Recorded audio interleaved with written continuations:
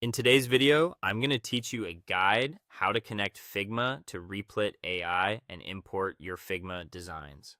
By the end, you'll know how to take a Figma file and turn it into a working website inside Replit with just a few clicks. First, head to Replit in your browser. If you have an account, make sure you're signed in so your project saves properly. If not, you can still follow along and sign in later. From the Replit home screen or dashboard, look for the option labeled Import Code or Design. It's typically near where you create new projects. Click that to open the import options. Next, choose Figma as your source.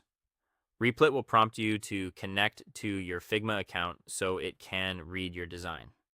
It's best to already be logged into Figma in the same browser tab, and when the permission window appears, allow access. You can always revoke this access from your Figma settings later. If you use a team file or a private file, just make sure your account has permission to view it. Now, switch over to your Figma file. Open the exact project or file you want to import, then copy the file URL from your browser's address bar. A quick tip: clean, well-named frames and layers in Figma often translate into cleaner HTML and CSS during import. So if you can, double-check your top-level frames and component names before proceeding. Go back to Replit, paste the Figma URL into the field provided, and click Import from Figma. Replit AI will analyze the design and begin generating the project. Depending on the size and complexity of your file, this might take a moment. If you're prompted to choose a specific page or frame, select the main top-level frame that represents your page layout. When the import completes, Replit will create a runnable project that recreates your Figma design as a functional website.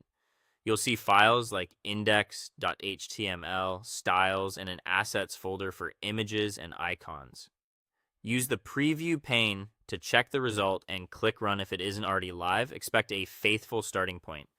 Layout, colors, typography, and images usually come through well.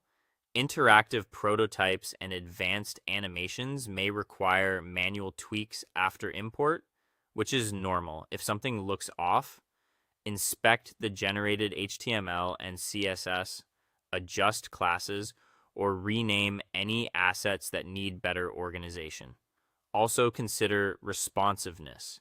You can add media queries or refine constraints to improve how the site behaves on different screen sizes. That's the complete process for connecting Figma to Replit AI and importing your design into a live editable project. That's all for today. Thank you for watching, and I'll see you guys in the next one.